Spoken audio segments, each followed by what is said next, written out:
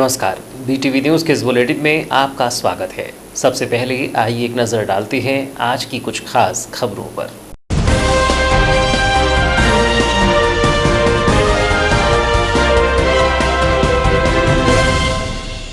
Lockdown के बीच 42 दिनों बाद जिले के नगरीय क्षेत्रों में सशर्त खोली गई दुकानें। दुकानों के खुलने के बाद नगरीय क्षेत्रों में दिखी चहल पहल। प्रातः 9 बजे से शाम 6 बजे तक खुली रहेंगी दुकानें। समय समय पर फिजिकल डिस्टेंसिंग का पाठ सिखाते हुए दिखे अधिकारी। शाम 5:30 बजे से दुकानों को बंद कराने निकला मार्च। सीमावर्ती कवर्धा जिले में मिले 6 कोरोना पॉजिटिव केस। बिरसा तहसील के ग्राम बिठली को किया गया सील। जिला प्रशासन ने एहतियात के तौर पर किया सील।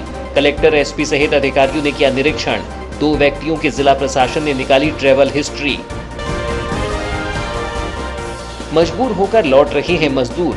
1 सैकड़ा मजदूरों की जिले में हुई वापसी। तेलंगाना से सोमवार को लौटे 90 मजदूर। 1,69,000 रुपये दिया ट्रक का किराया। किराए में ही पूरी मेहनत की कमाई कर दी खर्च। अधूरे रास्ते में छोड़कर भाग गए ट्रक। और अब समाचार विस्तार से। 22 मार्च जनता कर्फ्यू से लगभग 42 दिनों बाद 4 मई को जिले के नगरीय क्षेत्रों में जिला प्रशासन के द्वारा दी गई सशर्त छूट के बाद दुकानें खुली, जिसके पश्चात एक ओर जहां व्यापारियों में हर्ष दिखाई दिया तो वहीं बाजारों में चहल पहल दिखाई दी।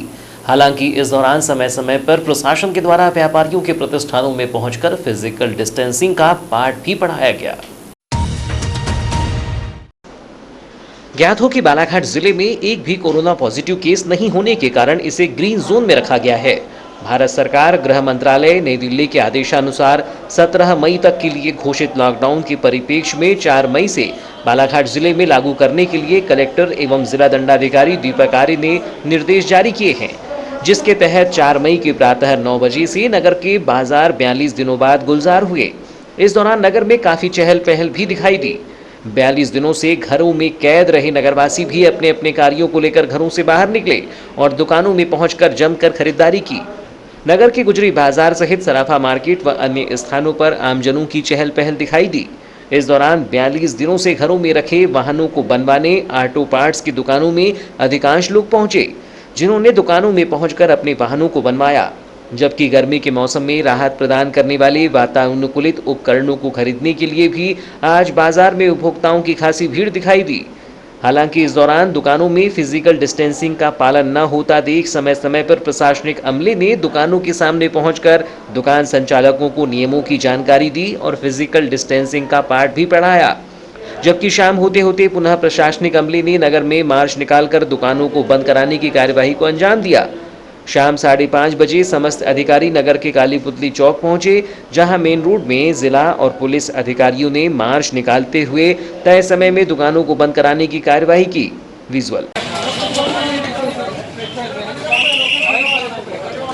पुलिस का इंतजार कर रहे थे क्या? आएगी तभी बंद करेंगे। बिल्कुल समझाएंगे नहीं, हम समझाएंगे नहीं। आप लोगों ने तय किया है घूमता हुआ मिल गया, उसके खिलाफ लॉकडाउन उल्लंघन का मामला दर्ज किया जाएगा। 7 से 7 12 घंटे शाम को 7 बजे से सुबह 7 बजे तक there is no man's land, मतलब शहर में गांव में कहीं पर भी आदमी घूमता हुआ ना मिले। अनावश्यक अगर आप मिलते हैं तो आपके खिलाफ कार्रवाई होगी। लॉकडाउन अब दिन भर छूट के साथ चलेगा और 7 से 7 कोई छूट नहीं है। किसी भी व्यक्ति को, किसी भी वाहन को किसी प्रकार की छूट नहीं है। No man's land means no man's land, that is curfew.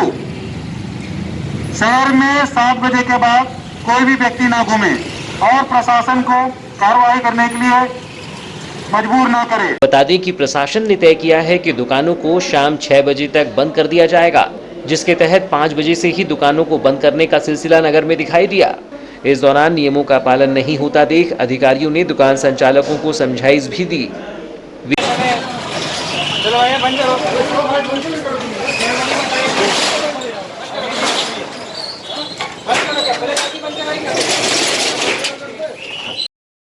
इस दौरान अजाक्स एसपी रश्मि डाबर ने बताया कि ग्रीन जोन में शामिल होने के बाद जिला प्रशासन ने कुछ सशर्त छूट प्रदान की है, जिसके तहत 9 बजे से शाम 6 बजे तक नगरीय क्षेत्र की दुकानों को खोलने की अनुमति प्रदान की गई है, जिसका पालन कड़ाई से कराया जा रहा है, जबकि शाम 6 बजे के बाद से पुनः लॉकडाउन का पालन कराया जा रहा है। जैसा कि बालाघाट जिला ग्रीन जोन में है, उस ग्रीन जोन में होने के कारण कुछ छूटें भी मिली है। प्रातः 8 बजे से लेकर शाम को 6 बजे तक जो व्यापारी संगठन ने जो डिसाइड किया है उसके हिसाब से वो अपना व्यवसाय कर सकते हैं। इसके उपरांत जो है 7 बजे से लेकर शाम 7 बजे से लेकर सुबह 7 बजे तक पूरा जो है टोटल लॉकडाउन जैसा पहले था उसी तरह की कार्रवाई की जाएगी। कोई भी व्यक्ति अनावश्यक रूप से रोड पे नहीं निकलेगा और अगर उल्लंघन करते पाया जाता है तो निश्चित तौर पर उसके विरुद्ध जो है कार्रवाई की जाएगी। छत्तीसगढ़ राज्य के कवर्धा जिले के बालाघाट जिले की बिरसा तहसील के सीमावर्ती ग्रामों में कोरोना संक्रमण के 6 पॉजिटिव प्रकरण पाए जाने पर बिरसा तहसील के ग्राम बिठली को चारों ओर से सील कर दिया गया है। इसके साथ ही छत्तीसगढ़ राज्य के सीमावर्ती क्षेत्र से लगने वाली बिरसा तहसील के ग्राम साली टेकरी, बखारी कोना एवं खूंटा टोला में सतर्कता बढ़ा दी गई है। कलेक्टर दीपक आर्य, पुलिस अधीक्षक अभिषेक तिवारी, बैहर एसडीएम गुरु प्रसाद, मुख्य चिकित्सा एवं स्वास्थ्य अधिकारी डॉक्टर मनोज पांडे चिकित्सकों के दल के साथ 4 मई को बिठली पहुंची थी और बिरसा तहसील के ग्रामों में कोरोना संक्रमण न फैले इसके लिए सभी एहतियाती उपाय किए गए। इस दौरान ग्राम बिठली को पूरी तरह से चारों ओर से सील कर दिया गया है और वहां के लोगों को घर से बाहर न निकलने की सलाह दी गई है। कलेक्टर आर्य ने कवर्धा जिले की सीमा से लगने वाले बिरसा तहसील के ग्रामों में विशेष सतर्कता एवं सावधानी बरतने के निर्देश दिए। उन्होंने आवागमन वाले रास्तों पर निगरानी रखने एवं आने जाने पर कड़ाई से रोक लगाने के निर्देश भी दिए। ग्राम बिठली में प्रत्येक व्यक्ति की स्वास्थ्य विभाग के दल ने जांच की है। सभी लोग स्वस्थ पाए गए हैं।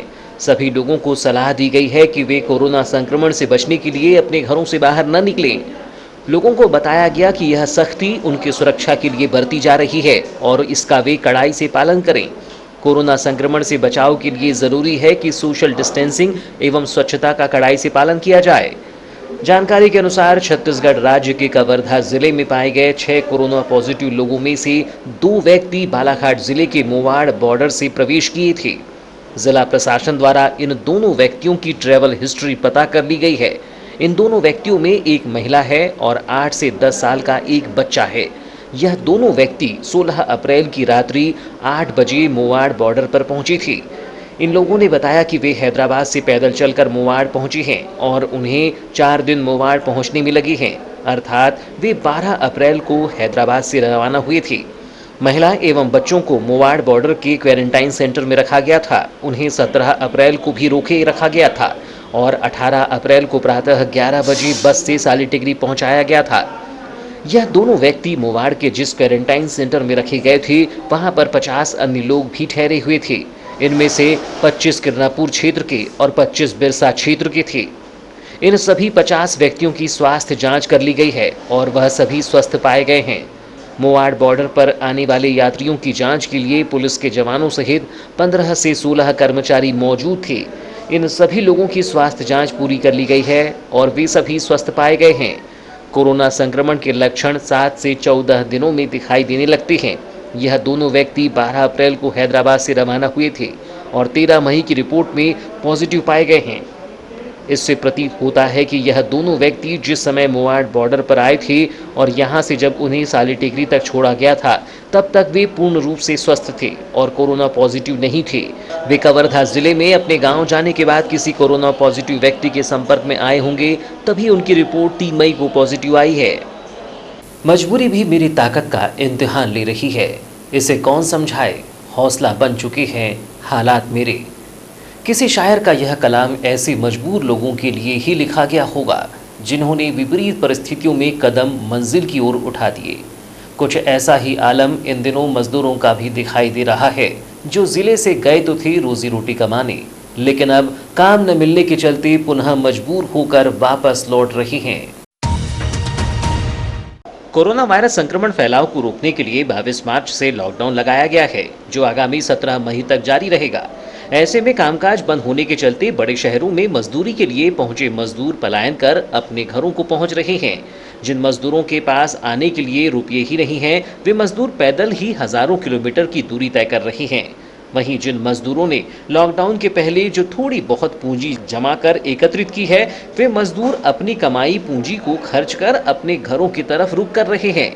ऐसे ही एक मामले में तेलंगाना से करीब 90 मजदूर अपनी कमाई पूंजी को खर्च कर अपने गांवों के लिए लौटे हैं। नक्सल प्रभावित बालाघाट जिले के दक्षिण बैहर क्षेत्र में रोजगार के साधन न होने के चलते यहां के ग्रामीण बड़ी संख्या में बड़े शहरों में रोजगार की तलाश में पलायन करते हैं। होली के बाद ऐसे ही कुछ मजदूर सिजोरा, खपरा, गढ़ी, मानपुर, लालपुर समेत अन्य गांवों से तेलंगाना पहुंचे थे। यहाँ पर ये मजदूर मिर्ची तोड़ने का काम करते थे, जिन्हें 20 रुपये प्रति किलो के हिसाब से मिर्ची तोड़ने के एवज में मेहनताना मिलता था। लेकिन कोरोना वायरस संक्रमण के चलते लॉकडाउन होने पर इन मजदूरों के सामने वहां पर भी रोजी रोटी का संकट खड़ा हो गया।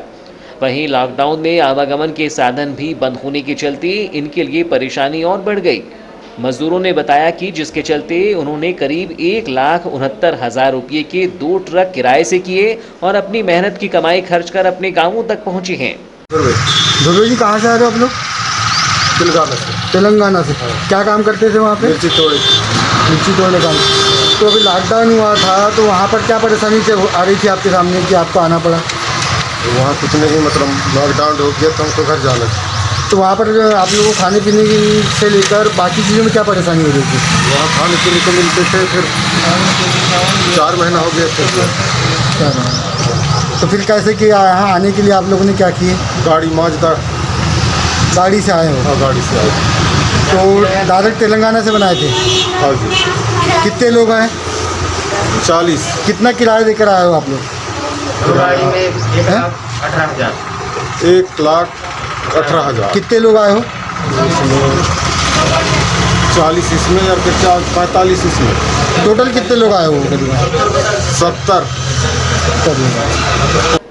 बालाघाट के दक्षिण बैहर के गांवों में रहने वाले ग्रामीण जब तेलंगाना से निकले तो महज महाराष्ट्र के चांदपुर में ही इनसे पूछताछ की गई, जिसके बाद रजेगांव चेक पोस्ट पर इनका परीक्षण किया गया है।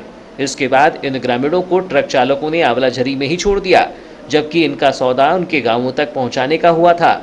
आंवलाझरी में बड़ी संख्या में मजदूरों की जानकारी पुलिस को मिलने पर भरवेली थाना प्रभारी राजेंद्र नरवैया अपने स्टाफ के साथ मौके पर पहुंचे और मजदूरों से पूरी जानकारी लेकर उनके लिए खान पान की व्यवस्था कर मजदूरों के लिए वाहन की व्यवस्था कर उनके गांवों तक पहुंचाया गया। बालाघाट जिला ग्रीन जोन में आने की वजह से लॉकडाउन में छूट मिली है। बीते 40 दिनों से बाजार के साथ ही अस्पतालों की ओपीडी भी बंद जैसी ही रही। बालाघाट शहर में जिले के अन्य गांवों से पहुंचने वाले मरीजों को इलाज के लिए भारी परेशानी का सामना करना पड़ा। सोमवार को लॉकडाउन में छूट के बाद जैसे ही अस्पताल की ओपीडी लगी तो लगभग सभी अस्पतालों में मरीजों की भारी भीड़ जमा हो गई। लॉकडाउन में छूट पर पुलिस निगरानी बरत रही है। इसी बीच पुलिस को अस्पतालों में भीड़ जमा होने की वजह से शारीरिक दूरी का पालन नहीं होने की सूचना लगी, जिस पर पुलिस ने अस्पतालों में पहुंचकर निरीक्षण किया। सोमवार की दोपहर 12 बजे के दौरान अजाक्स एसपी रश्मि डाबर, एएसपी सुमित किरकेटा, नगर निरीक्षक विजय सिंह परस्ते पुलिस बल के साथ शहर के मध्य स्थित स्त्री रोग विशेषज्ञ के निजी अस्पताल पहुंचे, जहां उन्होंने गर्भवती महिलाओं की भीड़ देखी तो चौंक गए। अस्पताल मरीजों से पूरी तरह खचाखच भरा हुआ था, जिस पर सीएसपी एवं थाना प्रभारी ने चिकित्सकों पर नाराजगी जताई। उन्होंने कहा कि मरीजों की संख्या अधिक होने पर यहां पंडाल की व्यवस्था की जाए तथा सोशल डिस्टेंसिंग का पालन करवाया जाए। देखा जाए तो लॉकडाउन की वजह से गर्भवती महिलाओं को चेकअप कराने के लिए भारी दिक्कतों का सामना करना पड़ रहा था, और अब जब आंशिक रूप से छूट मिली तथा ओपीडी खुली तो फिर गर्भवती महिलाओं की भीड़ देखी गई, जिसमें उन्हें सोनोग्राफी सहित स्त्री रोग विशेषज्ञ के परामर्श के लिए इंतजार करते देखा गया। अमूमन यह दृश्य अधिकांश निजी अस्पतालों में दिखाई दिया। कहीं भीड़ को काबू करने की व्यवस्थाएं थी तो कहीं जरूरी होने पर भी देह से दूरी टूटती दिखाई पड़ी। वहीं इस मामले में अजाक्स एसपी रश्मि डाबर ने बताया कि मामले की जानकारी मुख्य चिकित्सा एवं स्वास्थ्य अधिकारी को दे दी गई है, जिसके बाद उनके द्वारा कार्यवाही की जाएगी। उसकी सूचना हमने संबंधित सीएमएचओ को दी है और उनके द्वारा जो भी है वो वैधानिक कार्रवाई की जाएगी, इस संबंध में उनको बताया गया। फिलहाल समाचारों में वक्त है एक छोटे से ब्रेक का। ब्रेक के बाद हम फौरन हाजिर होते हैं, तब तक बने रहिए बीटीवी न्यूज़ के साथ।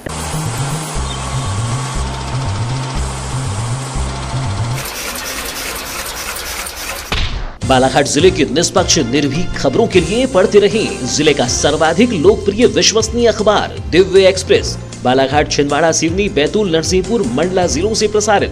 विज्ञापन हेतु संपर्क करें 9399213808 8109853142।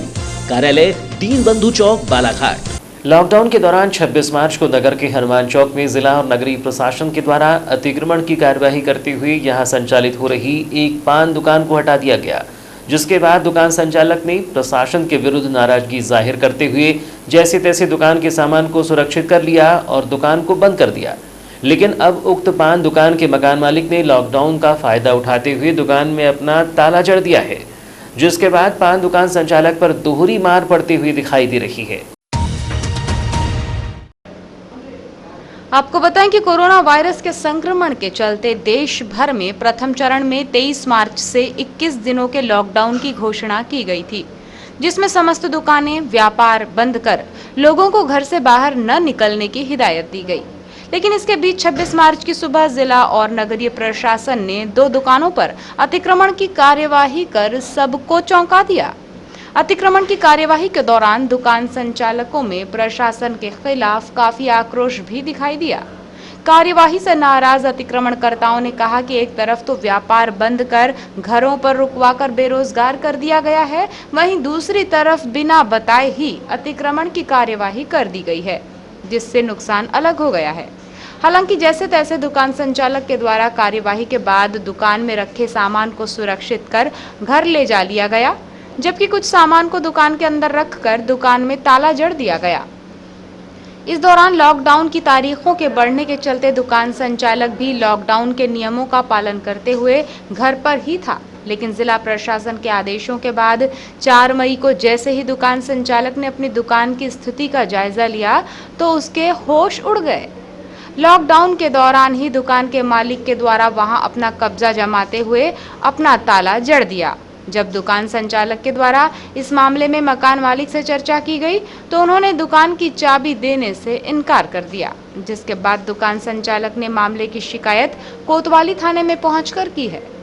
इस संबंध में जानकारी देते हुए दुकान संचालक अजय चौरसिया ने बताया कि लॉकडाउन के दौरान 26 मार्च को पहले तो बिना किसी जानकारी के अतिक्रमण के नाम पर दुकान को तोड़ दिया गया, तो अब वहीं लॉकडाउन का फायदा उठाते हुए मकान मालिक ने दुकान पर कब्जा कर लिया है।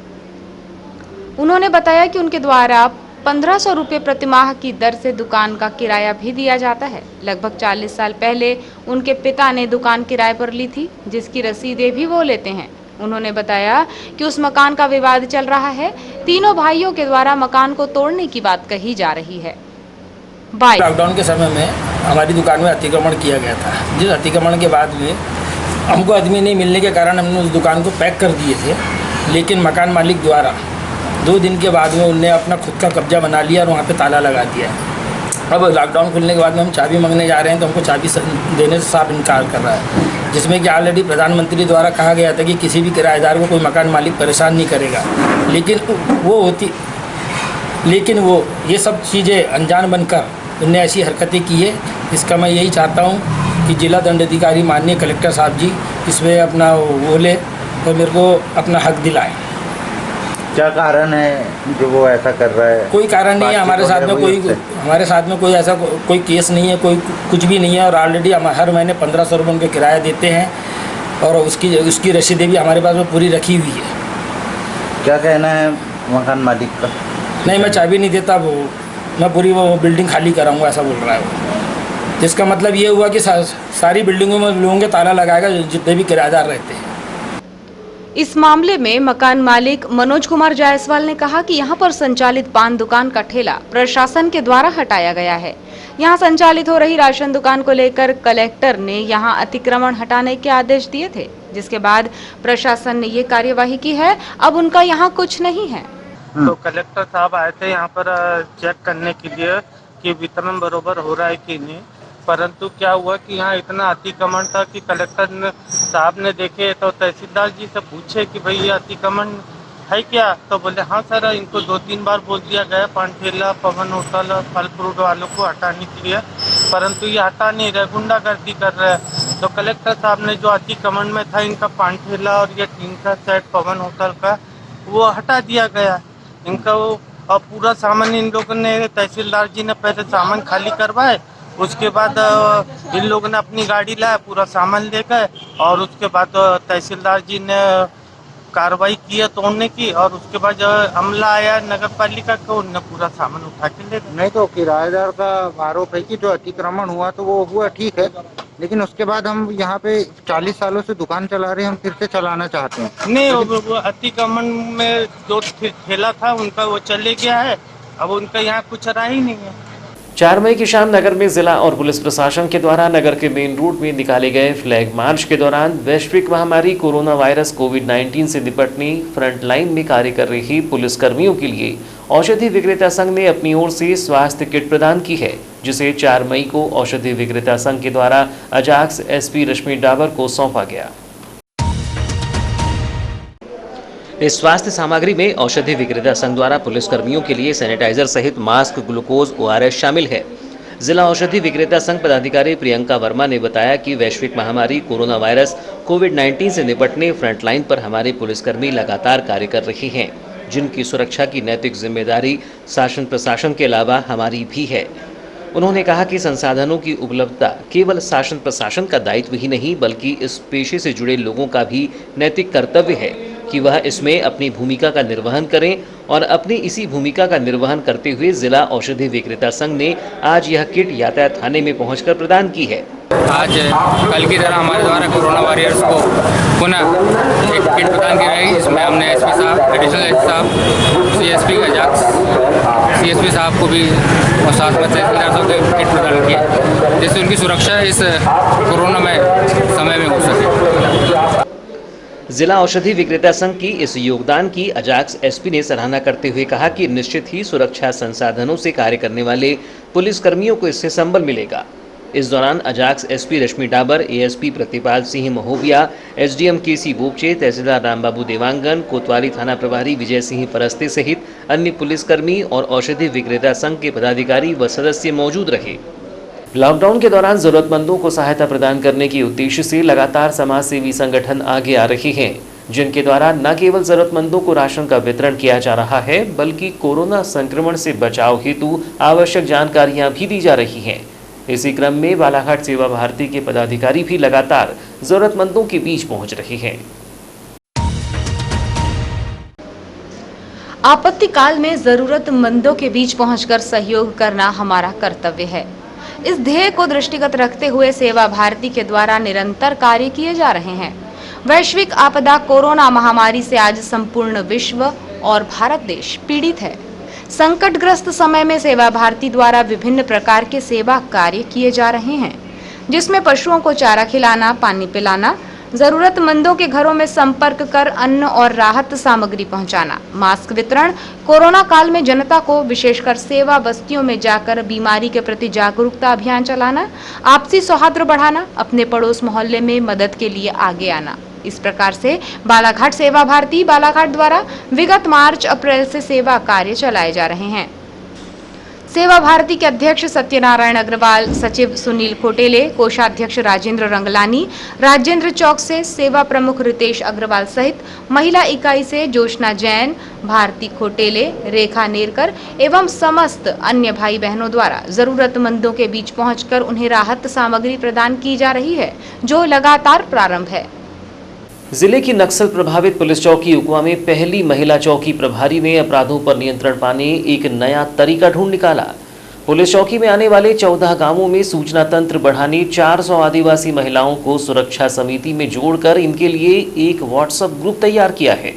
वे महिलाएं हर पल की जानकारियां जैसे मारपीट, लॉकडाउन का उल्लंघन, शराब सहित अन्य अपराधों की जानकारी का आदान प्रदान करती रहती हैं, जिससे पुलिस को लॉकडाउन के दौरान अपराध और अफवाहों की जानकारी प्राप्त करने में मदद मिल रही है। उकवा पुलिस चौकी प्रभारी ने करीब 2 माह पहले ही पदभार लिया था, जिसके बाद से ही आदिवासी क्षेत्र के ग्रामीण अंचलों में जाकर महिलाओं से संवाद स्थापित करना शुरू किया, जिसके परिणाम स्वरूप महिलाओं में जागरूकता आने लगी। अब धीरे धीरे गांवों की सुरक्षा समिति में पुरुषों के साथ साथ बराबरी करने महिलाएं भी आगे आकर समिति में सदस्य बनने तैयार हो गईं। इसलिए महिलाओं को एक समिति में 50% रखा गया है। इनमें जज्बा इतना है कि 24 घंटे अपने अपने गांवों में अलर्ट रहकर अपराधों पर निगरानी रखती हैं। यहाँ यदि मारपीट, जुआ, शराब समेत अन्य अपराध होने के पुख्ता सबूत मिलते हैं तो महिलाएं वहां की जानकारियां सीधे फोन पर या व्हाट्सएप के माध्यम से चौकी प्रभारी को भेज देती हैं। अच्छा, ये बताओ आप लोग थाने में किस तरह से सूचना देते हो, क्या बताते हो, किस तरह के अपराध रोक रहे हो यहाँ पे गांव में? कि सर यहाँ शराब पीने वाले बहुत हैं, शराब बेचने वाले बहुत हैं, क्योंकि देखो गरीब आदमी कमा के लाता है और पूरे पैसे शराब में दे देता है। बच्चे हैं पढ़ने लिखने वाले, उनके लिए पैसे नहीं बचाते, परिवार में लड़ाई झगड़ा ये होते हैं। इसलिए हमने सब महिला इकट्ठा होके हम लोग एक समूह बनाए, समिति बनाए नशा मुक्ति अभियान का। उससे फिर हम लोग सुबह शाम चक्कर काट रहे थे गांव में, काटते हैं कि कोई शराब तो नहीं बेचता। अच्छा, ये बताओ आप लोग का समूह है, गांव में कुछ अपराध होता है, मारपीट होती है, शराब पकड़ाती है, तो उसकी सूचना आप थाने में मैडम को कैसे देते हो? सर हम मैसेज भी करते हैं यार, मोबाइल में फ़ोन करके भी बताते हैं। अच्छा, तो मोबाइल में क्या व्हाट्सएप के माध्यम से सूचना देते हो? जी सर, अच्छा, व्हाट्सएप से सूचना तो देते हैं। इसका क्या फायदा हो रहा है गांव में? किस तरह की शांति बनी कायम है, मतलब अपराधों में जब से हम नशा मुक्ति अभियान बनाए हैं, जब से हमारा यहाँ थोड़ा सा अपराध कम हुआ है जी। उकवा इलाका नक्सल प्रभावित होने के साथ ही आदिवासी बाहुल्य क्षेत्र भी है। ऐसे में अधिकांश तौर पर कई अपराध कम होने का नाम ही नहीं लेते हैं, जिसके लिए इनके बीच जाकर शासन प्रशासन की योजनाओं का लाभ दिलवाना और पुलिस के प्रति विश्वास बढ़ाना, आपसी सामंजस्य स्थापित करना पुलिस और प्रशासन के लिए बड़ी चुनौती होती है। लेकिन चौकी प्रभारी की इस पहल से अपराध में तो अंकुश लग ही रहा है, बल्कि पुलिस की कार्यप्रणाली के प्रति लोगों का विश्वास भी जाग रहा है। किस तरह की मदद मिल रही है? आपराधिक गतिविधियां जो भी उसका नियंत्रण पाने में बहुत सरलता हो रही है। हमें तत्काल जानकारी मिल जाती है और हम तत्काल मौके पे जाके उसका समाधान करते हैं। मैम ये नक्सली बेल्ट है, तो यहाँ पर किस तरह की शिकायतें आती महिलाओं की और आपके द्वारा किस तरह की कार्रवाई की जाती है? ज़्यादातर शिकायतें जो है दारू, जो शराब निर्माण वाला कार्य होता है इस क्षेत्र में अधिकतर होता है। तो क्षेत्र से अधिकतर यही समस्याएं आती है और एक पारिवारिक विवाद, पति पत्नियों में जो लड़ाई झगड़े शराब पीकर जो पति पत्नी को मारते हैं, इससे जो महिलाएं हैं बहुत ज़्यादा पीड़ित है और कहीं ना कहीं वो दबाव के कारण थाने आने में, चौकी आने में, अपनी समस्या बताने में समर्थ नहीं हो पाती है। चूँकि वो फ़ोन के माध्यम से मुझे आसानी से अपनी समस्याएं बताती है और मैं मौके पर जाकर उनकी समस्याओं को हल करती हूँ। बीटीवी के नन्हे दर्शक ईशान बिसेन का 4 मई को 9वां जन्मदिन है। इनके जन्मदिन के अवसर पर पापा मोरेश्वर, मम्मी संजना, नाना नानी, मामा और बहन मिधावी सहित बीटीवी परिवार भी बधाई प्रेषित करता है। आपको जन्मदिन की हार्दिक शुभकामनाएं ईशान।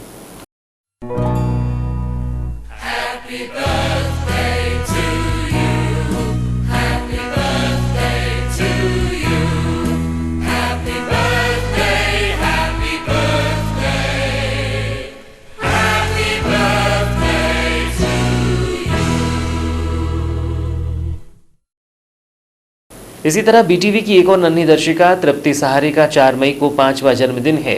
इनके जन्मदिन के अवसर पर पापा अनीश, मम्मी रचिता, दादा दादी, बड़े पापा, बड़ी मम्मी, चाचा चाची सहित बीटीवी परिवार भी बधाई प्रेषित करता है। आपको जन्मदिन की हार्दिक शुभकामनाएं तृप्ति।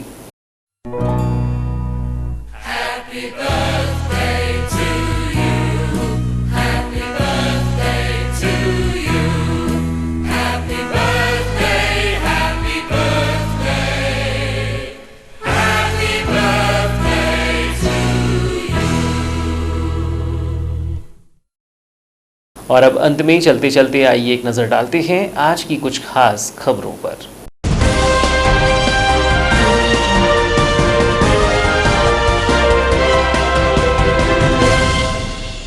लॉकडाउन के बीच 42 दिनों बाद जिले के नगरीय क्षेत्रों में सशर्त खोली गई दुकानें। दुकानों के खुलने के बाद नगरीय क्षेत्रों में दिखी चहल पहल। प्रातः 9 बजे से शाम 6 बजे तक खुली रहेंगी दुकानें। समय समय पर फिजिकल डिस्टेंसिंग का पाठ सिखाते हुए दिखे अधिकारी। शाम 5:30 बजे से दुकानों को बंद कराने निकला मार्च। सीमावर्ती कवर्धा जिले में मिले 6 कोरोना पॉजिटिव केस। बिरसा तहसील के ग्राम बिठली को किया गया सील। जिला प्रशासन ने एहतियात के तौर पर किया सील। कलेक्टर, एसपी सहित अधिकारियों ने किया निरीक्षण। 2 व्यक्तियों की जिला प्रशासन ने निकाली ट्रैवल हिस्ट्री। मजबूर होकर लौट रहे हैं मजदूर। 1 सैकड़ा मजदूरों की जिले में हुई वापसी। तेलंगाना से सोमवार को लौटे 90 मजदूर। 1,69,000 रुपये दिया ट्रक का किराया। किराए में ही पूरी मेहनत की कमाई कर दी खर्च। अधूरे रास्ते में छोड़कर भाग गए ट्रक। तो ये थी अब तक की खबरें। नई खबरों के साथ एक बार फिर हम हाजिर होंगे। तब तक के लिए दीजिए इजाजत। नमस्कार।